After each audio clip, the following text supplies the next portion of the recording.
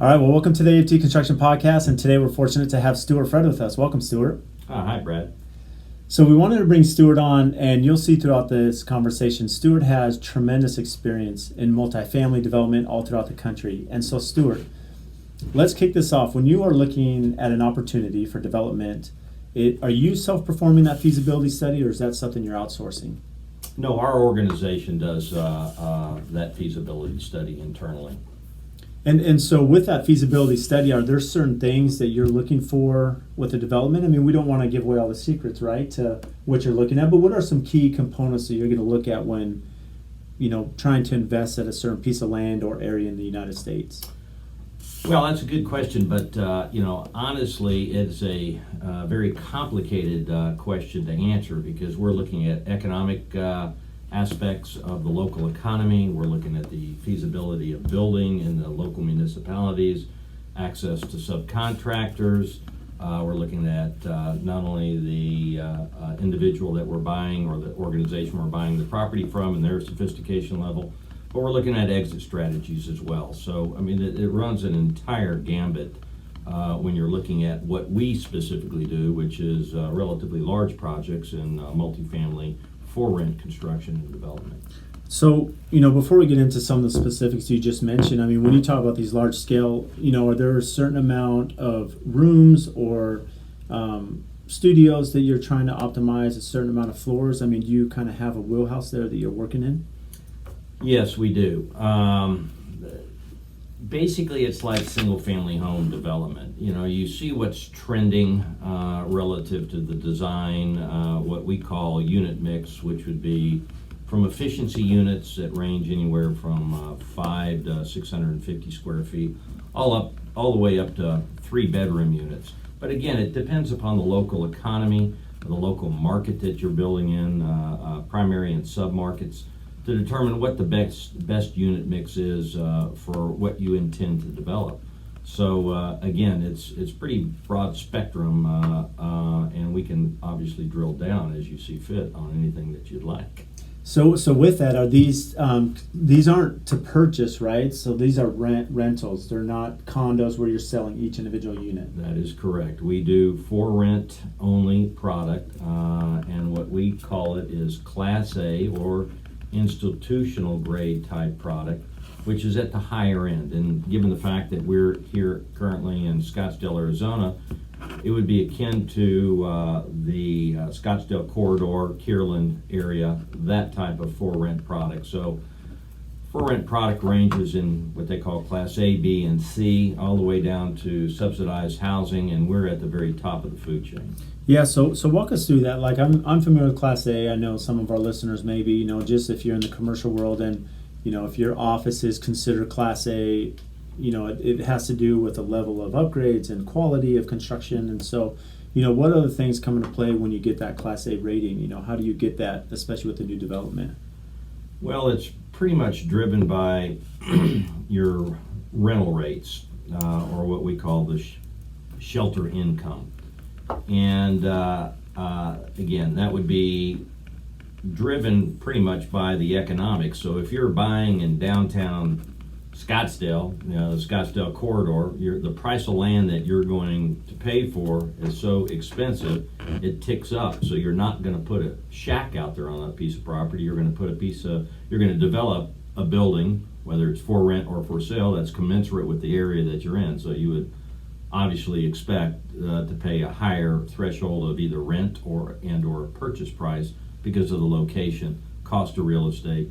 The amenities play into that, so I mean, then we can talk about that in a little bit as well. Mm-hmm. So, and is there a certain target percentage? I know, I've had guests on that own hotels, right, and they're targeting a certain occupancy in their feasibility study. So is there a certain percentage, or does it really vary by location and price point?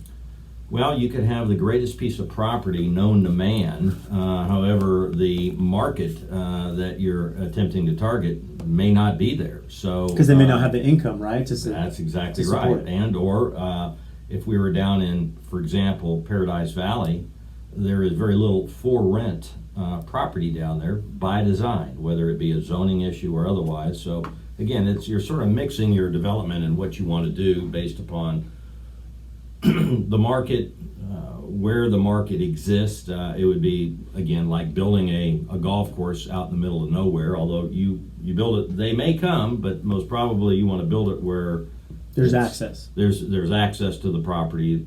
There's a demand for rental property, whether it be through a workforce or otherwise, that would tend to then occupy. So with that said, I mean, when you're looking at your feasibility study in a certain area, let's say we're in Alabama, I mean, are you, how are you gauging maybe income or jobs in that area to know that it can withstand, a Class A property for rent? Well, again, that's a good question, and our organization, for the most part, tends to specialize in secondary and tertiary markets, which would be like maybe a Tucson type market. I wouldn't venture to say that Phoenix.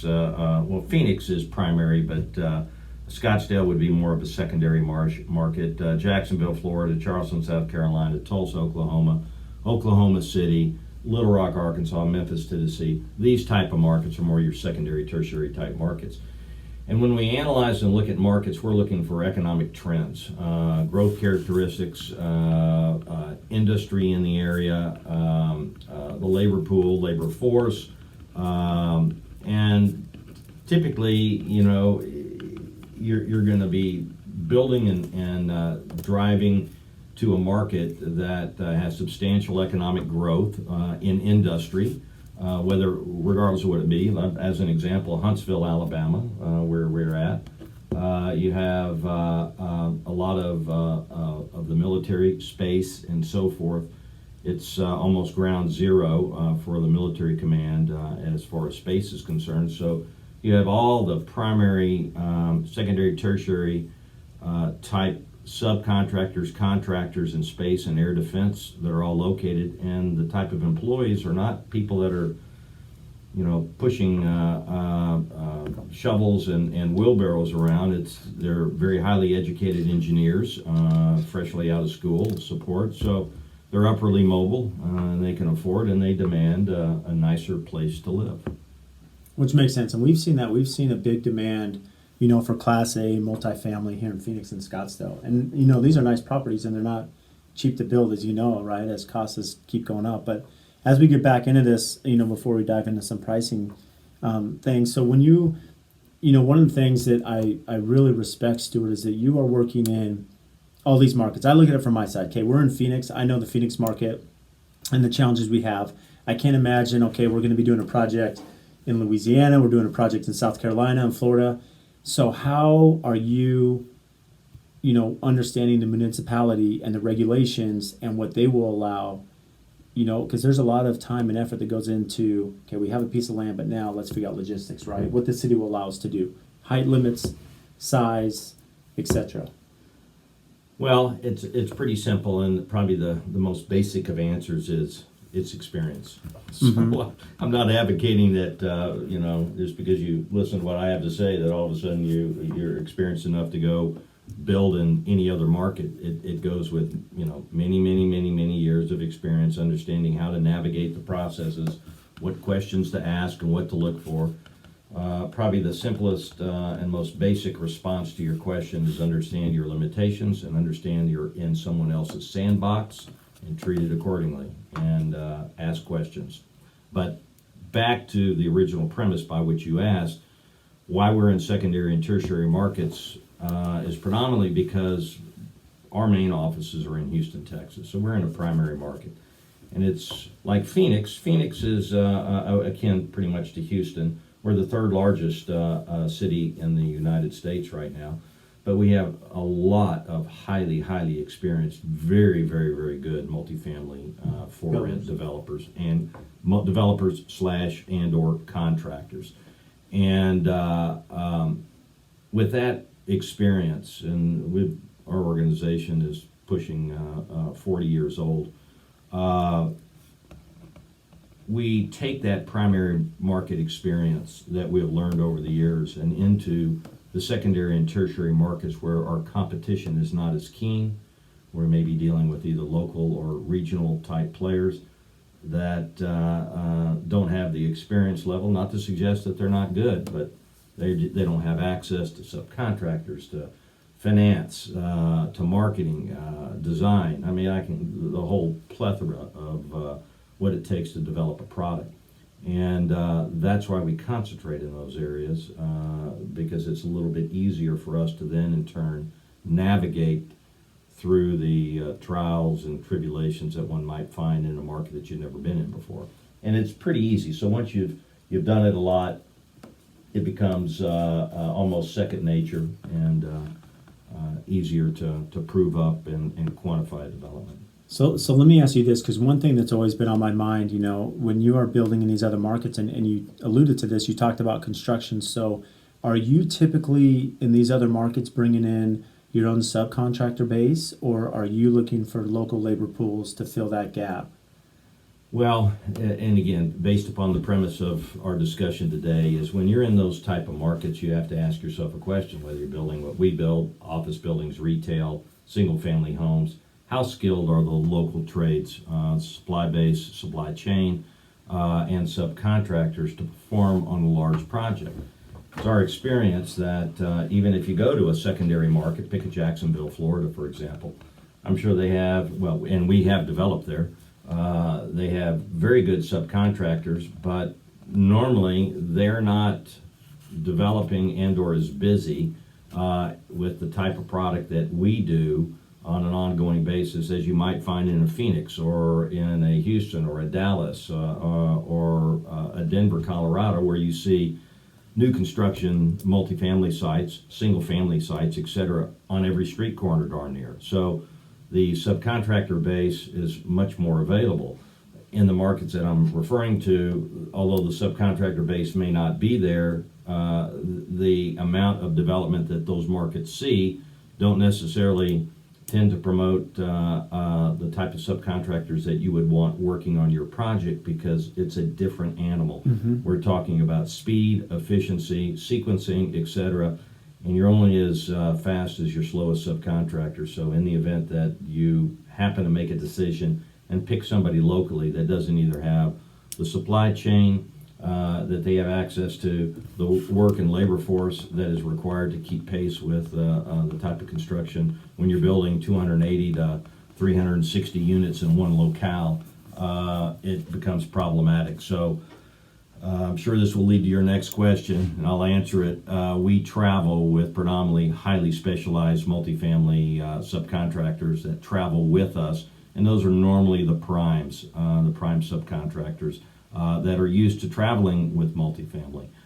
Then that's not to say that you can't find a diamond in the rough with somebody locally, but normally they're just not competitive, and they just are not able to keep pace with highly skilled multifamily guys. No different than going into a small town with the Diamondbacks to play a AAA team in the Wingnuts in Wichita, Kansas. Who do you think's going to win? Right. Even exactly. though they're both dedicated, who do you think's going to win the game? Absolutely. So.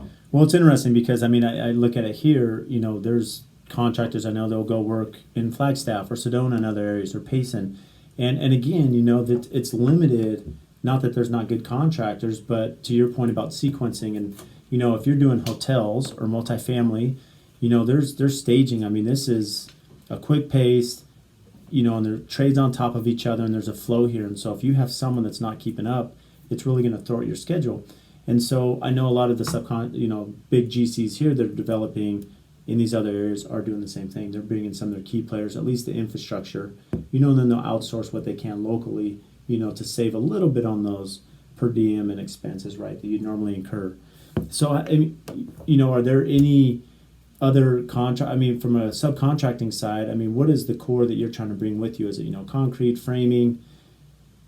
Is that what you're alluding to from the core side of it? Yeah, and it logically makes a lot of sense. We typically, it makes it very, very difficult as you look from literally takeoff to touchdown in construction, no matter what type of construction. Your underground utility contractors, site work contractors are very difficult to travel with, because there are geological conditions that are evident in different parts. Exactly, in different parts of the country they're not familiar with. So normally you end up using someone local. But after that, once you have site prep, you can travel with concrete, electrical, your MEPs, Yep. electrical, plumbing, and all the way up through framing, sheetrock, your finishes, etc. And again, it would be great to utilize and contribute to the local economy, but when your development costs are, $50-75 million, it's very difficult to take a chance on someone local if they don't have a proven track record, and then take a chance of them potentially either slowing down or impacting the progress and or the ultimate project.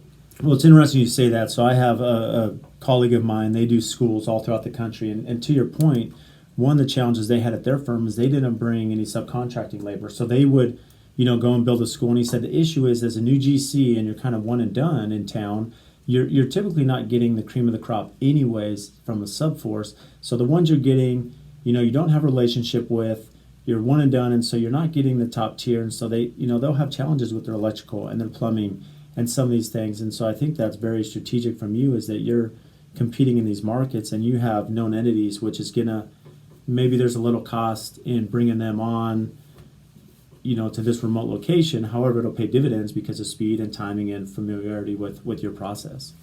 That's correct, but 2 points. Number one, the cream of the crop of the local guys, if they're cream of the crop, they're usually too busy. And the type of product that we do, or others that may ask of them, may be such to where they're not experienced and they know enough to say, nah, we're not going to do it, or we're not capable of doing it or meeting your timelines.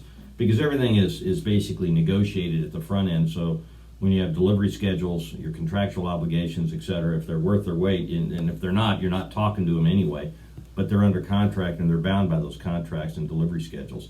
The second part of that component that you alluded to is frankly not always the case, because I had mentioned that the efficiency levels of using skilled multifamily folks that are used to doing this in our line of the business understand the speed, their employees are trained, etc. And I would say probably 80% or better of the time, us bringing in our subcontractors from out of state is cheaper than using someone local and or regionally, including the housing costs.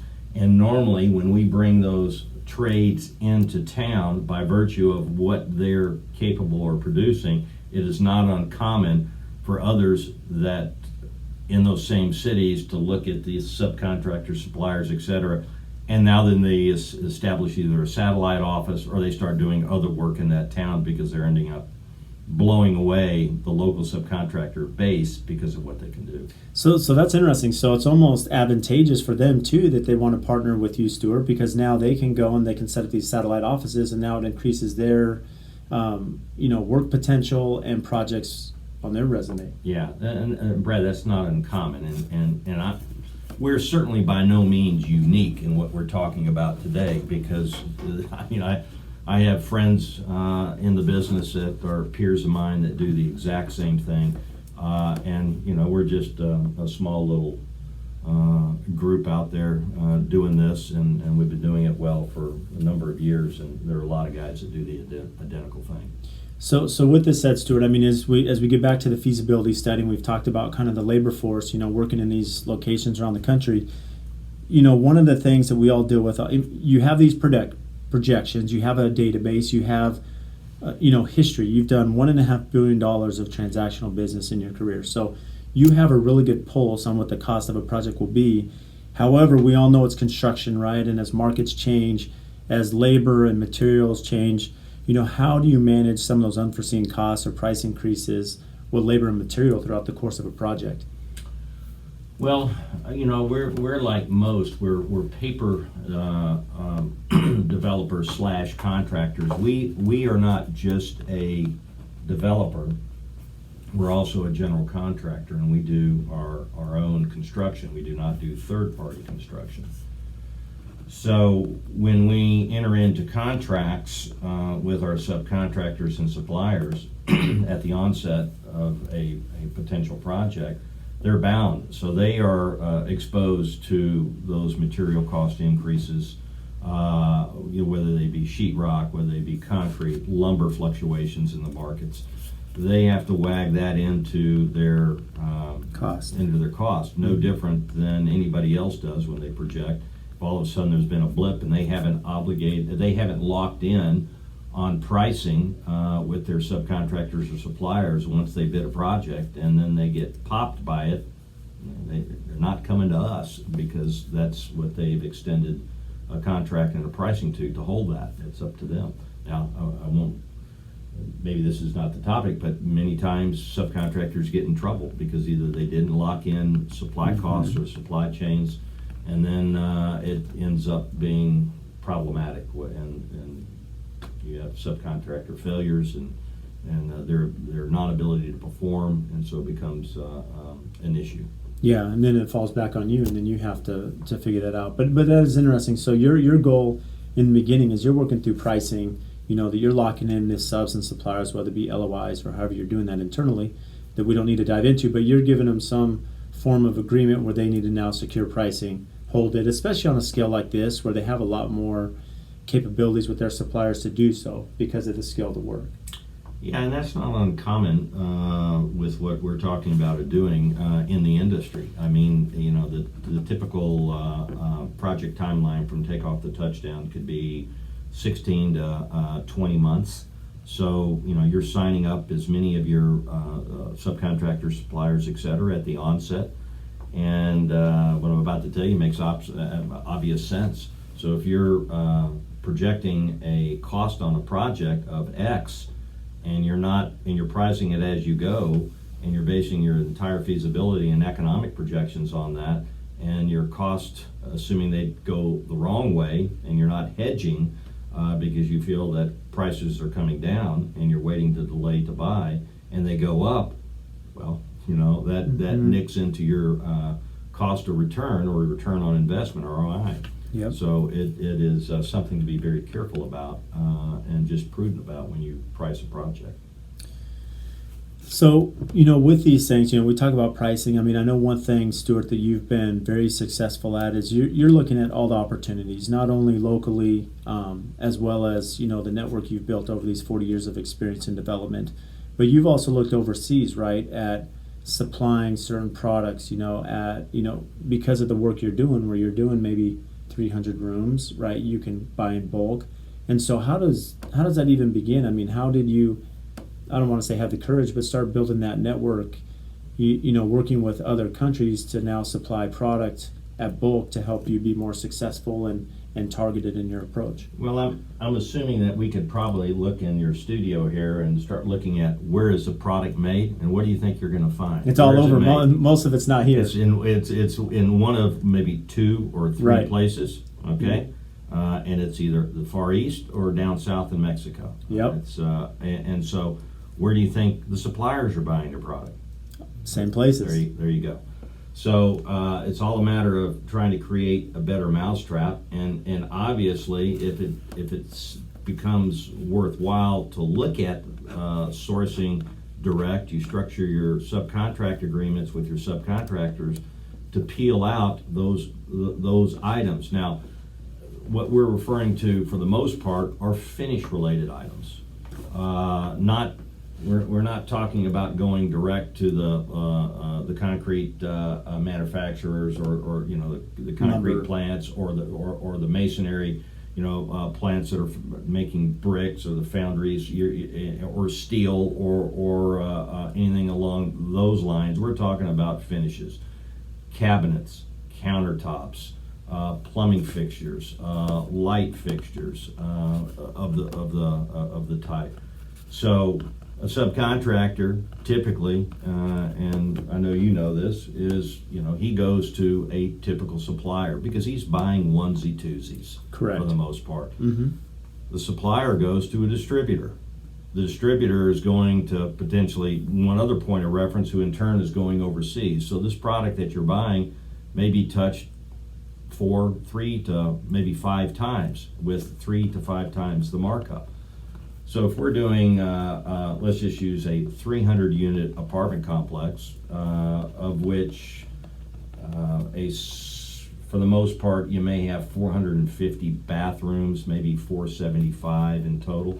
So you're buying, let's say, 475 toilets. Let's use a toilet, for example. Well, how many guys do you know are buying 475 toilets? Not very many. So now the economies of scale work in such to where we can source that same product that a lot of the distributors for the multifamily trade ultimately are sourcing through 5 times of a markup.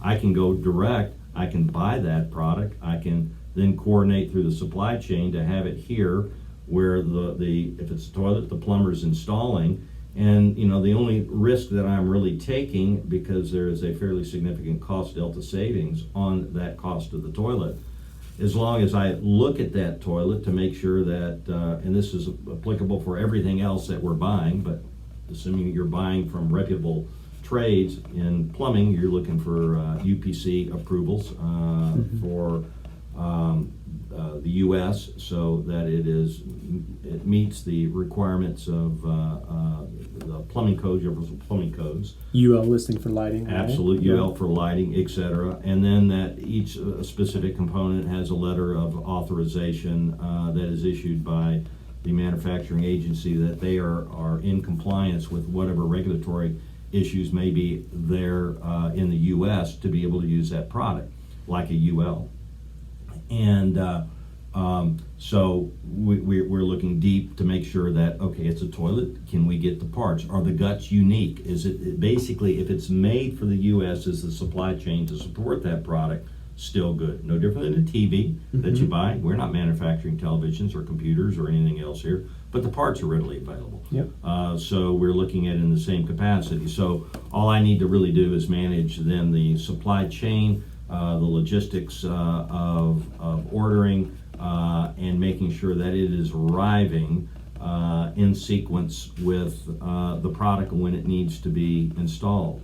And many times, even though that it may be like cabinets or tops, they may be 11, 12 months into the project once we start. I may have to start ordering that 6, 7 months before I need it. No different than your Walmart does when they're ordering Christmas supplies. Absolutely. They're ordering those right now. Yep. For next Christmas. They're already seeing what's trending, what's happening. So that's interesting. So when you're looking at timeline and the chain and stuff, that we understand that you're looking far enough in advance to get that. But now the cumbersome part, when you're dealing with 475 bathrooms and all these vanities and tops and toilets, the staging. If something comes in a little bit early, how does that add to the complexity of staging it, protecting it right from theft and other things that can happen, in a big development? Those are excellent questions, and I can tell you by experience, we've been hurt by that on many times. And a lot of times when you allude to theft, many times that is theft that is internal to the project with workers. Maybe staff that sees it's there and then they come by off hours. So you have, typically with a subcontractor, outside of what we're talking about, the subcontractors taking all those risks of the product, whether it's in their warehouse or what have you. We have staging areas that we lock, we put under video surveillance. We also use third-party supply chain distribution centers that we can distribute into the distribution center and then call it up ad hoc as needed. All of that is also a function of cost. And this all sounds great, which it is if it's handled properly. You can really save yourself a lot of money. But when we talk about what you just asked, as it relates to theft, the logistics, showing up early, let's just assume you have a dock worker strike. Right. And it's held held up. California, which it's held up in Long Beach or something, right at the port. You're coming in at several points around the country, either Long Beach in California, around in the south, if you're coming through the canal into either Texas, Houston, and or Mobile, and then on the East Coast is Jacksonville or Charleston, South Carolina. So, and you're coordinating that with timing and build times and subs. It's not impossible, but you're Just doing can get this for a complicated. reason. You're doing it for a reason. Why? You're hoping to save money. Yeah. That's why else would you do this? Absolutely. And that's the point. So if you become good at it, it can be very It's justifiable. absolutely. So when you're looking, one thing that's unique about you is I know a lot of people that are in multifamily. It's you alluded to this earlier in the conversation. One thing that's unique about your company, Stuart, is you guys are the developer and the contractor. You're both. Whereas in a lot of cases throughout the country, it's, is there a percentage that you've seen where is it 50-50 that they self-perform, or what's that percentage from a lot of your competitors?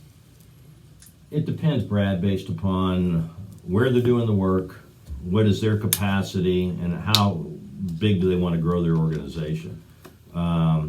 Because I can answer every one of those. And depending upon the economic times, subcontractors are not readily as available and as good as they were 10 years ago, 15 years ago. There's a shortage. No one wants to work. It's a shortage of Skilled labor. Skilled labor set. So, we're looking at this right now ourselves. No matter how good or successful we've been in the past, do we really want to continue to have that risk and exposure, because the subcontractors can make or break you? And do we then outsource that risk to a third party contractor that we then in turn hire to then perform this work?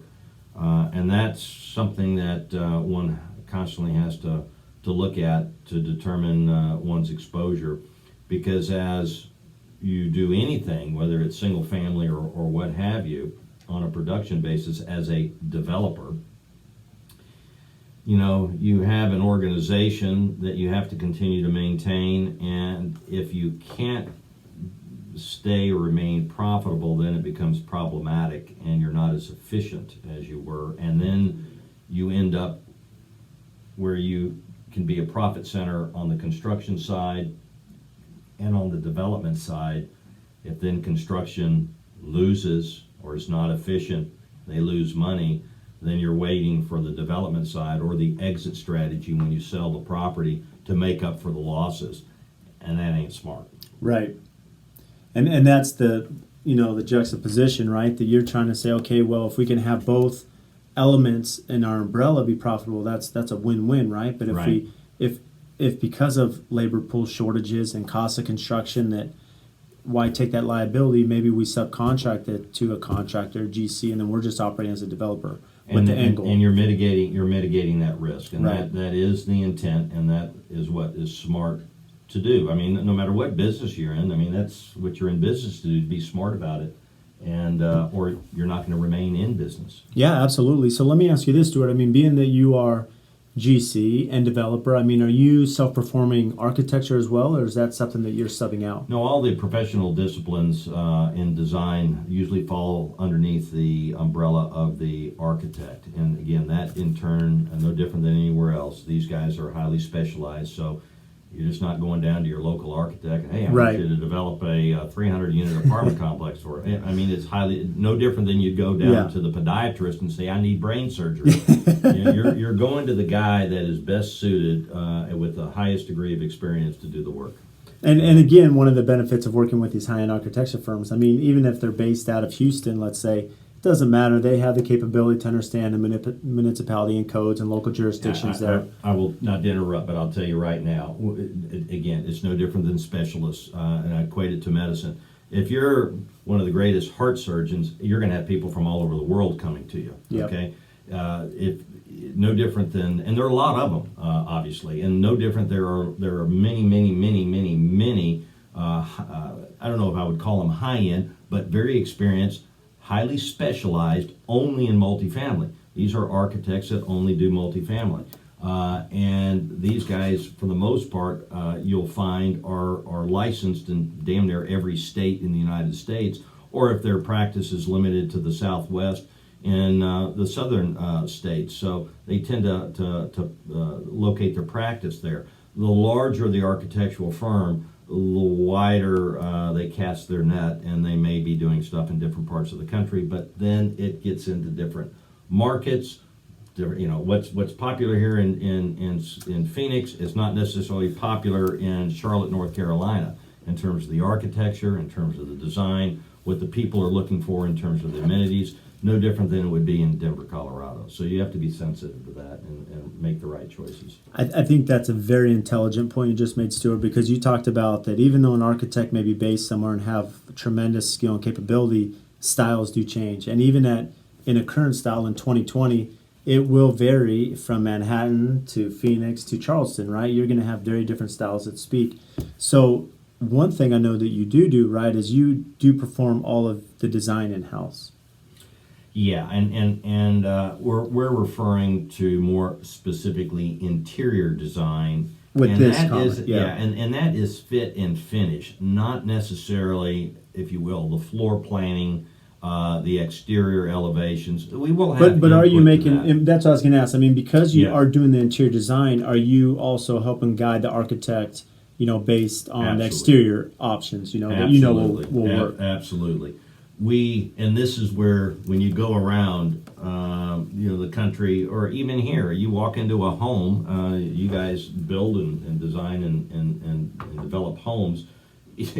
You can start laughing immediately when you say, "This guy didn't have any clue what he was doing." He got Right. doors opening into other doors, and Yes. We have developed over the years what we believe are functional and workable floor plans that make sense. So in the unit itself, every door can remain open. There are no conflicts with other doors. You have the right amount of space where the bed is for tables, side tables, lamps. It's well designed. And you can take a very well-designed floor plan and skin it any which way you want to make it modern, old world, rustic. It's the bones that are important. And as I drive around here, just looking at single-family homes in some of these subdivisions, it's the same home. However, maybe it's got a dormer or a different pane design as far as the mullions on the windows, but it's the same floor plan. It's just skinned differently. Yeah, so it's the same thing. And what's interesting is you made that comment. I mean, what separates good design is the flow, the functionality, right? How savvy you are with the floor plans and layout and doors opening and returns and all those little things, furniture layouts, right? And again, when you're doing production work, Brad, custom is entirely different story. Totally. If you're doing a one-off custom, you could have no doors. It's whatever the person wants. That's what you're doing. We, on the other hand, are doing, for rent product that has to assume that we need to be attractive to the masses. And especially you have to think about even the logistics, right? If you have an elevator or not, and how wide are the stairwells, and can they get furniture in? Because if you're a rent, you want to make it feasible to be attractive for people moving in. All of these things are very important. So what an architect that you may go to that doesn't have multifamily experience isn't contemplating All loading those docks. things, right. How do you get rid of trash? Exactly. Are there trash chutes? There's so many things that are highly specialized. Again, no different. I kin this, and it makes common sense. But I got to go to the heart doctor. Well, I'm not going to my podiatrist to have him tell me what I should do about my heart. I'm going to go to the guy that knows the maladies and the dilemmas and what to do and is highly specialized in this. So at least you're in good hands. Yeah, well, let me ask you this, Stuart, because even though your architect may be very savvy if they're in the multifamily world and they understand the spacing and logistics that go into this process we're talking about, but one thing that's ever changing is now technology and millennials and other things. So how are you adjusting or designing amenities, right? Because I'm sure over the years of your 40 years experience, you've seen amenities changes, what you need to offer, to get people in there that's going to attract them. Yeah, that's a good question. So never lose sight of the fact, that at the end of the day, under a typical development scenario, you're investing your money, you're going to the bank, you're getting a development loan, construction loan, etc. And if everything goes great, you look like a hero. If things don't go good, what do you think happens? Right. The bank's chasing you. You got Lenders, all these other lenders. You have issues. Now, we have never experienced any of that. We have never had any type of partnership bankruptcies, problems, etc. We've been very, very diligent about doing the right thing. But my point to you is that you then are not allowing the various disciplines, whether it be an architect, whether it be an interior designer, a landscape architect, the structural engineer, or what have you, other than when you have to default to their expertise, to basically drive you to make a business decision that isn't smart or prudent. At the end of the day, you're the responsible party if you're the developer, opposed to being just simply a cog in the wheel. So it becomes very, very important to have a very, very wide experience and understanding of the profession that you're in, no matter what you do. I don't care what you do. You just better be damn good at what you do and understand your business, the ins and the outs, and don't be complacent, and you're more set up for success than you would be for failure. That is very, very important, because I have seen, and you probably know this market, well, I know you know the market much better than me, guys that have maybe picked the wrong architect, designed the wrong product in the wrong marketplace, and let's go back to 2008, 2007, foreclosures everywhere. Mm-hmm. Well, at least the product that was built smartly and stood the test of time, or was better positioned in the marketplace, at least if times go bad, they're going to remain occupied, or they'll still trade. It's the product that's sort of, so-so, or they weren't done smartly, or everything that we're talking about wasn't executed right, doesn't really have the best chance for success. Right, So it's going to struggle. It's going to struggle. That's right. So what's amazing, Stuart, as we've talked about, and you've shared just some amazing information with us. So you've built this incredible company, as we discussed. Well, let's say this: not many companies can say in their headline that they've surpassed $1.5 billion of transactional business, right, in new development.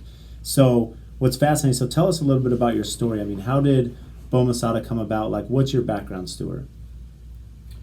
Well, Brad, it's really not about me. It's about all the good people that you surround yourself with. But which is great advice. Like, that was one of the questions I was going to ask, but we can get into that later. But what's your story? Because our listeners will want to know about your story, even though we know that you can't do this by yourself. You have to be just like myself, right? You have to be surrounded with a great team that's committed and will take your vision and run with it. Yeah. Well, and that's something that's very, very important, and takes talent as well, as being able to surround yourself with the right people who can execute the vision, who can think for themselves, and do the right thing. So that's a challenge. And then then hopefully one is successful in orchestrating and keeping the personnel and those folks focused for the success of the organization. But to your question, I grew up in a middle class family, but always had tremendous work ethics, and was working. Whether it be mowing yards, I was worked in the health club picking up jock straps. I as a young kid in the early teens, stocking shelves at the drugstore, and I will say blessed at being somewhat entrepreneurial. And I don't know if you learn that, or you're just blessed with the talent. And always looking at ways to do something better or create a better mousetrap. So it's not,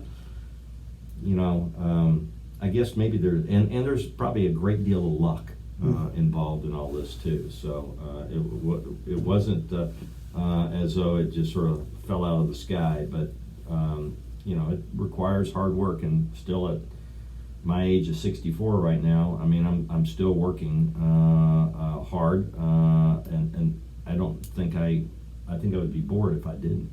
Well, I think one thing I've noticed, in interacting and working with you, Stuart, and I've noticed this in a lot of successful business owners, right, is that there's a couple things. You talk about that you've been lucky. Well, I think that's true with any business, but a lot of that you make your own luck, right, because of attitude, work ethic. You're going to dictate that luck, if you will. And one thing is you're very pragmatic and thoughtful, right, in how you are with situations, very professional. And so you look at those characteristics, and, you know, if you apply that to business, and if you're a positive person, it allows you, because there's always going to be challenges in every project with every business. And so, you know, being positive and having that great outlook, you know, you're going to have luck. You're kind of going to dictate that, right? And you know, you have a lot of outlets too. I mean, you're a great golfer. You are a pilot, right? So tell us about that. I mean, some of the things that you do outside of business to kind of keep that mind sharp. Well, as it relates to things that I do outside of the organization, thank you. I do play golf. I play quite a bit. My mom started me when I was 5, so all the way through junior golf, collegiate golf, and into senior golf. I'm a member of a great golf club here in the Scottsdale area. So did you play at Texas A&M? Yes. Oh, you did? Mm-hmm. I didn't know that. And then senior golf. So I play still a significant amount of tournament golf. And then also I have a great love and passion for aviation. So I have flown most of my life as a teenager. But I wanted to mention, if I may, one of the things that you said a little bit earlier, just right before you asked me this question. It was almost a twofold, and I don't know, I may be stepping on ground that I really shouldn't be stepping on, but you had mentioned about the hard work and so forth. Well, I without sounding like an old crudgety guy, I find it to be generational, and you are a generation younger than I, possibly 2 generations younger than I, but I have noted that the qualities and characteristics are a lot fewer and far between than people of my generation, and even of the generations prior to me that I've observed. So I find that a lot of those work ethics, it's not as though they don't exist, but I think what parents have done today with their kids and or their employees, etc. There's so many more liberties that have been taken, and hard work. It's more the me Mm-hmm. generation. This is probably not anywhere that you really want to go. No, I'm okay going here, actually. In this venue, but I have a big issue with that, and I'm not alone. A lot of my peers that have very similar concerns, because it's almost like the dumbing down of where we are going as a workforce, as a country, etc., to make it easy. And that seeing guys that whether guys or gals that are just looking for the 5 o'clock bell to go off and they're out the door. The one thing that I talk about specifically to our folks is that don't worry about trying to impress anybody. Do what you normally would think would be the right thing to do, and work hard, because those who recognize, or those that are empowered to promote you in your career path, have most probably been there and done that, otherwise they wouldn't be in that position. And they recognize those traits instantaneously, and they also recognize the traits in those that are out there looking to, is he looking at me? Does he see that I'm here maybe an extra 15 or 20 minutes? You know immediately those people that don't look for those recognitions. That's just part of their natural work ethics and how they approach things, and those are the people that will advance. Hey, I love that you touched this point, because I network with other builders and people in other professions constantly, Stuart. And one thing that's interesting, that the problem with today, without spending a whole nother hour right on this side, is just it's easy to do. It's easy to do, like the empowerment and the self-entitlement, right? And I almost feel, that if everyone in our country had the opportunity to go live abroad, go live in another country for a while, whether it be Peace Corps or ecclesiastical, whatever it may be, and get a point of reference of Amen. what we have here. Okay, Amen. That's going to change your perspective, because we have this give me.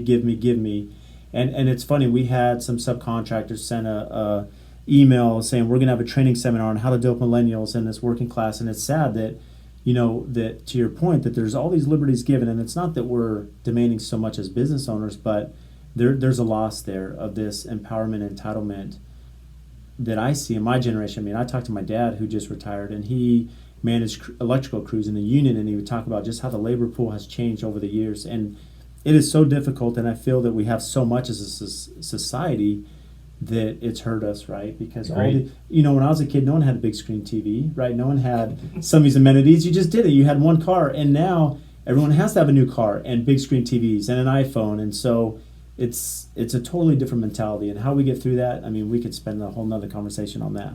Well, I couldn't agree with you more. And it's when you look at the incentive base to sort of incentivize, whether it be workforce employees or what have you, by working hard. Now, not Brad, as we all know, not everybody can be a leader. You got to have followers, leaders, and followers. Everybody can't be the Indian chief, although they want to, and I would say 99% of all the people that we have in my organization think, oh yeah, I could do your job, no problem whatsoever. It's easy. Well, when the rubber hits the road, it ends up being a completely different story altogether, and then all of a sudden hands go up in the air, and I don't know about that, but I have great people in our organization. I'm not crawfishing, but it's just the reality. I mean, we're talking about what is the reality in business today, and what is the reality in our society as it relates to all these things. I mean, you just look around, no matter where you are, and at various levels, and everybody feels they are not getting enough. They want more. I deserve more, and I'm working way too hard. Mm-hmm.